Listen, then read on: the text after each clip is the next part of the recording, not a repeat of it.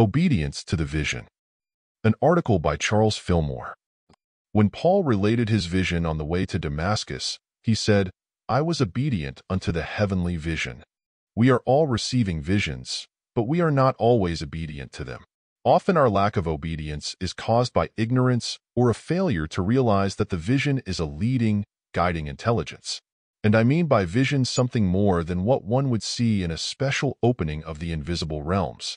Every high aspiration, every splendid dream that we have of our possibilities, what we would like to be, is a vision. But most of our visions seem so far removed from our everyday life that we do not give them substance, we do not give them a chance, because we are not obedient to the heavenly vision. Obedience comes through a sort of spiritual inspiration. Man must make himself obedient. In other words, it is necessary to covenant with the Lord that you will be obedient. You do that in the Spirit, in your meditations, in your prayers. All of us have had visions. We have had waking visions and sleeping visions. We have seen things that we could not tell to others, for fear that they would ridicule us. Now, those visions and those things that we have seen are from the Lord, and if we acknowledge those occult, hidden things as being real, and in the silent recesses of our soul become obedient, we shall get something more definite. This in turn will lead to a clearer revelation, and soon we shall have the door open between us and our higher selves. The most delicate subject the metaphysician has to deal with is that of visions and dreams. The practical, everyday man considers them foolish, childish, and valueless. The orthodox religionist also, who bases his salvation on the scriptures, puts a like estimate on these seemingly meaningless pictures of the mind. And even those who have a certain faith in visions and dreams are in a large degree in darkness as to their real import. The reason of all this is that the realm in which these forces operate is so far removed from material consciousness that it is difficult to get a right interpretation or a right understanding of the symbols. The spirit functions in a consciousness in which there is no limitation. It is not a place of things, but of ideas. In order to connect or synchronize with the world of effects, these ideas have to be transposed, changed about entirely. If you take your dream to be what it seems literally, you will fail to understand the message. The spirit talks in ideas, which are presented to man's consciousness as shapes and forms. So, when you have the vision or the dream, remember that it is through the understanding of its abstract or absolute character that you will get the lesson and the right interpretation. If you dream of people or of things, and think that the dreams mean the people and the things themselves, you are not interpreting scientifically. Men become prophets and seers by seeking to know the meaning of the pictures of the mind. Anybody can dream dreams, but it takes a Joseph to interpret them. The supremacy of Joseph over the magicians of Pharaoh was in his ability to interpret dreams. He claimed that God gave him the meaning. Does anyone know of a theological college where the interpretation of dreams and visions is taught? Yet their textbook, the Bible, is running over with the teachings of those who received their inspirations in visions and dreams. Today there are thousands of Bible students studying the dreams and visions that Daniel had. And yet, if you should say to one of those same students, "Do you ever have dreams?"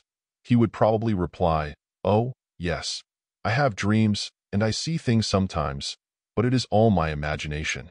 Those visions and dreams of the old prophets were evidently of vast import to them, and they were undoubtedly prophesies of the race and what was coming. But the vital issue is to the individual. To what extent are you interpreting the visions and dreams that the Lord is giving to you? Man grows spiritually from the higher ideas that are projected into his intellectual consciousness, and his growth will depend largely upon his receptivity to the vision, to the dream, or the ideal. In our text, there is evidence of an inner and an outer interpretation and relation of a vision. It is plain that what is called Peter's vision was partly a dream. The narrative says he fell into a trance. He went into what we call the silence. He was meditating and praying on the housetop. When you meditate and pray, you look toward the realm of the spiritual, not with your eyes, but with your mind. And through this looking, directing your attention to the spiritual, it begins to open to you. It always follows that those who look spiritually, who pray, who believe in spiritual things, have added to them this other faculty, a spiritual imagination. The fact is that we are using this imagination all the time. It is the maker in us of forms and shapes. Your body is the result, in its contour, of your imagination. So, every time you look into the glass, you can see yourself as you appear, or seem to be in your mind. The Spirit showed me several years ago that I must quit having my picture taken, that I must quit looking into the mirror and seeing myself as a murky imagination had formed me. I have within me a concept of a fine-looking young man, but when I looked in the glass, or when I had my picture taken, he did not appear. And other people did not see him, and they began to impress me with the thought of what they did see, and I had to meet the adversary of error both within and without. But I have the vivid ideal of the real man within, and I am striving in all ways to bring him into visibility. I feel the vigor and life of youth in the inner man, and claim day in and day out that I am young, strong, vigorous, and free. But if I should drop down for a single day to the consideration of myself as I appear, I would lose my grasp on that spiritual soul that is expanding and growing within me. Cultivate imagination. Be true to the heavenly vision. Picture in your mind continually that which you want to be and refuse to judge according to appearances.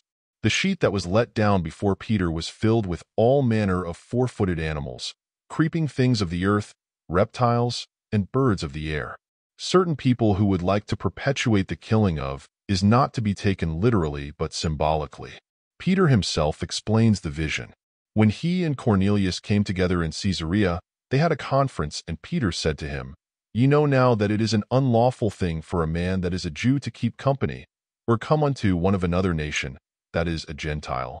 But God hath showed me that I should not call any man common or unclean. I perceive that God is no respecter of persons." So, you see that he interpreted the dream or the vision correctly. He did not take it in its literal sense at all. But to the Gentile Cornelius, there came a direct command to do a certain thing. "Send therefore to Joppa, and call hither Simon, whose surname is Peter. He is lodged in the house of one Simon a tanner by the seaside, who, when he cometh, shall speak unto thee," which was done. We find that some of our dreams pertain to the individual, and others to matters external. And it is difficult sometimes to decide just where to place the dream. I find my greatest difficulty in interpreting is to know whether the dream applies to me individually or to me as an individual related to people and things. And our attention is often so engrossed with outer things that we do not heed the inner vision. I remember a good many years ago when the Spirit first began to lead me in dreams, I had some very definite lessons and guidance in things external, in addition to my individual development. One night I dreamed that I went into the bank where we were doing business, and as I talked to the teller, I saw that his clothes grew shabby. I looked over to where the cashier was sitting, and his desk began to look worm-eaten, and everything grew less and less prosperous in appearance, and all at once the place faded away. I did not pay much attention to the dream. I was very busy at the time. I did not attempt to interpret it. After you have had a dream, you should meditate about that matter and pray, and ask for the interpretation. The Spirit will show you. But I did not give any special attention to that dream, and a few nights later I dreamed I was standing in front of the office when I saw a large bank of dirt come flying through the air. It landed with a great crash right in front of me, and out of it came a voice saying, "Now do you understand?" I thought that was strange, but still I did not understand, and did not stop to inquire. In about 3 days after the last dream, that bank failed, and we lost all the money we had. Then I saw the warning which the Spirit had twice tried to give me, but which I was too dense to understand. On awakening after a dream, lie perfectly still and let the various incidents drift through your mind.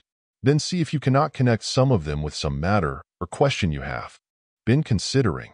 Reduce the dream pictures to representative factors, and you have the key to the interpretation. Joseph was a dreamer and an interpreter of dreams. His symbols were sometimes of the most ordinary character.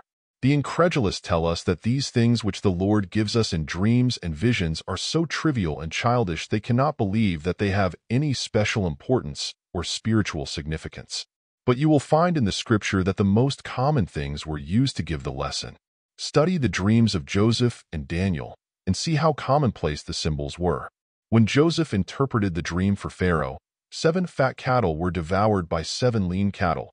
7 full ears were devoured by 7 thin ears of corn.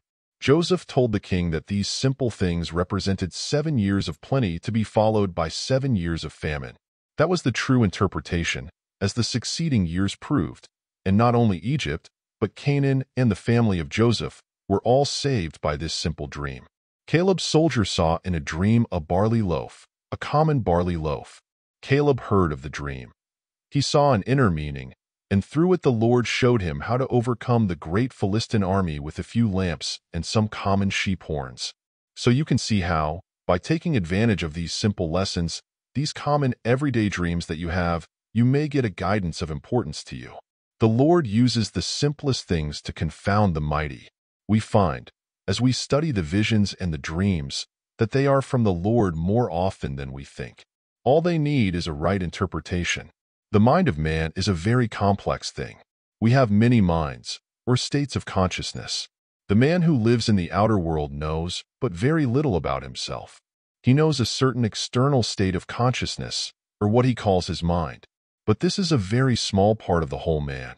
There is a realm that lives in ideas, which is the spiritual man. This inner realm has but little chance to express itself when the eye is wholly occupied with the world of things. When you go to sleep, you simply quiet the outer consciousness. When the body enters into its rest, the external mind rests also. Then the mind of the spirit has its opportunity, and in your dreams you get its wisdom. But if you ignore that spiritual mind and fail to inquire into its symbolical messages, it loses all hope of expressing itself, and mortality reigns supreme. Among men and women there is a growing faith in dreams and visions. The day is at hand when your old men shall dream dreams, and your young men shall have visions. People have perished long enough through lack of imagination. On every hand we find our philosophers telling us that we must have imagination. We must see farther than we can demonstrate. We must look ahead. We must enlarge our capacity through believing in the great possibility. Then we shall attain it. You must have a large vision of yourself, not only as a potential soul, something that you are going to attain at some future time, but a greatness which you are now attaining. The simplest processes of your organism can be accelerated and strengthened and increased through a larger vision of its capacity. Through throwing your attention into your stomach and believing in it as strong and vigorous, it will do better work for you. It does not make any difference what the function is. What part of your consciousness lacks force or power or capacity, imagine and believe that it has great capacity and power, and it will express what you have idealized. Then let us believe in our visions and our dreams. We should not let anybody ridicule us into ignoring these messages from God. The angel that appeared to Cornelius was a mind angel. The angel that appeared to Abraham was a mind angel. God does not make his angels material. God is mind, and all his thoughts or angels are ideas. All people have visions and dreams, but there is lack of God interpretation. Nearly all people interpret from the standpoint of form and shape. They take the symbols for what they seem, and fail to see the ideas back of the symbols. Joseph said that his dreams and his visions were interpreted by God, and so all people who go to the Lord for the interpretation get an entirely different lesson from those who leave out the deity. The dreamer who interprets in the name of the Lord gets a different lesson, and he is growing and developing in an entirely different direction from the one who functions wholly in the intellect. You must have the absolute. You must have the Spirit. You must have God in your dreams and your visions, and then you are safe. But if you give yourself up to occultism, to spiritualism, to that realm from which God is excluded, it is not safe to pay attention to visions and dreams. Leave them alone until you can trust in God to interpret for you. End of article.